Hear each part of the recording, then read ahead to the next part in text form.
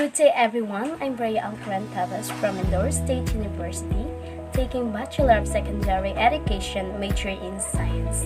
In today's video, I will give you an information about the COVID-19.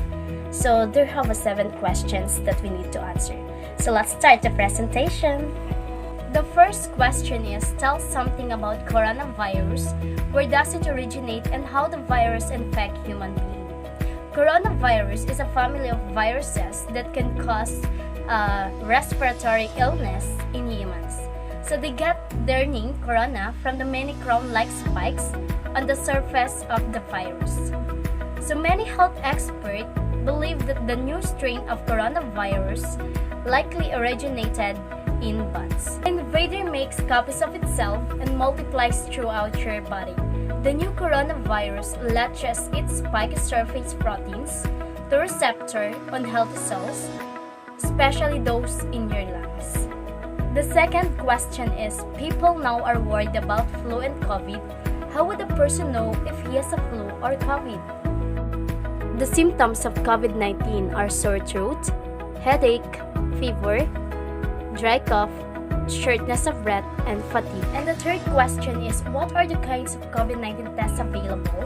Explain the accuracy of these tests to determine if a person is infected with COVID.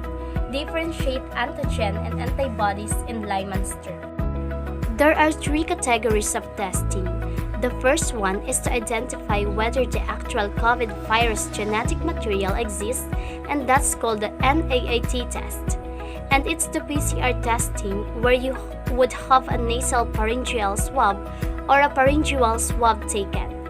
And then, they look for the genetic material of the virus itself. The second type of testing is when they try to identify one of the outer proteins of the viral shell or envelope, and that's called antigen testing. So they try to detect the outer protein of the virus. And the third type is to detect within the human body whether they've developed antibodies. So it looks for antibodies that are specific to the outer portion of the virus itself. So it shows whether the individual has mounted an immune response or to develop immunity towards that specific virus or to COVID. So those are the 3 big categories of testing that exist. Antigens are molecules capable of stimulating an immune response. Each antigen has distinct surface, features, or epitopes, resulting in specific response. Antibodies are Y-shaped proteins produced by the B cells of the immune system in response to exposures to antigens. The fourth question is, what are the different types of COVID vaccines that were approved and endorsed to the public? How will World Health Organization or Department of Health ensures the protective power of these vaccines in terms of its safety and efficacy? First, the Pfizer-BioNTech Comirnaty vaccine was listed for World Health Organization emergency use listing on December 31, 2020. The S2 Covishield and AstraZeneca vaccines developed by AstraZeneca Oxford and manufactured by the State Institute of India and SK Bio respectively, were given the emergency use listing on February 16. The Janssen, developed by Johnson & Johnson, was listed for emergency use listing on March 12, 2021. Fourth is the Moderna COVID-19 vaccine was listed for emergency use listing on April 30, 2021.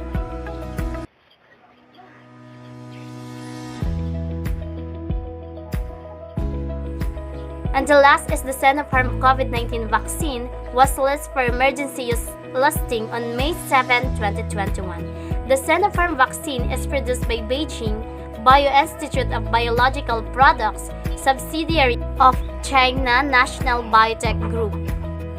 World Health Organization defines efficacy reduction in disease incidence in the vaccinated group compared to an unvaccinated group under optimal conditions such as in a randomized clinical trial. With bida, bawal walang mask, i-sanitize ang mga kamay, dumistansya ng 1 metrong layo, alamin ang tamang impormasyon, is the steps and adherence to the minimum public health standards vaccination is an important way to protect yourself from getting severe COVID-19. The fifth question is, how do COVID-19 vaccines work with our body to protect us? Once vaccinated, our bodies recognize that a protein should not be there and build T lymphocytes and antibodies that will remember how to fight the virus that causes COVID-19 if we are infected in the future. Vector vaccines contain a modified version of a different virus than the one that causes COVID-19. The sixth question is, what happened inside our body once we recovered from COVID-19 as far as immunity is concerned? Should you continue with the precautions, health protocol, and why? In general, once you have recovered from a viral infection, your body will keep cells called lymphocytes in your system. These cells remember viruses they've previously seen and can react quickly to fight them off again.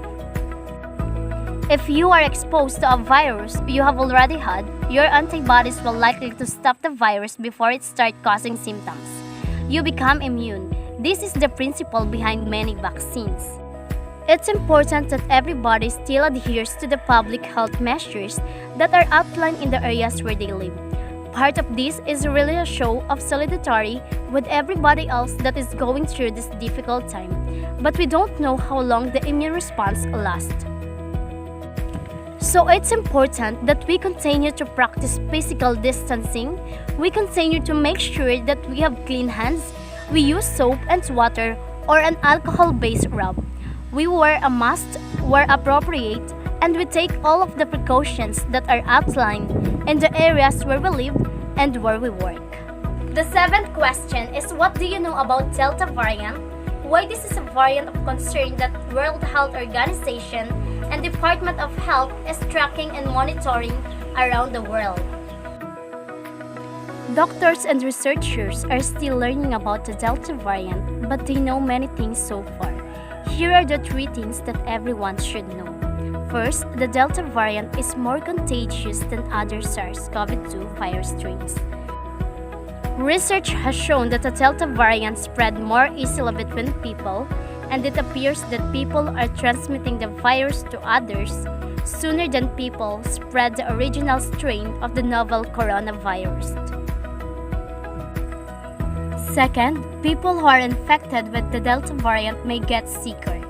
Recently, published research from Scotland has shown that the unvaccinated people who are infected with the COVID-19 Delta variant are twice as likely to be hospitalized due to severity of illness than people who are infected with the COVID-19 Alpha variant, which had previously been identified as more contagious than the original strain of the virus.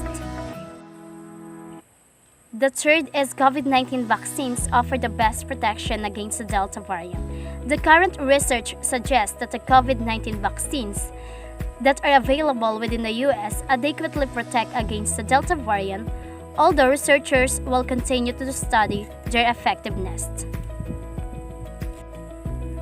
Delta variant is a variant of concern that World Health Organization is tracking and monitoring around the world.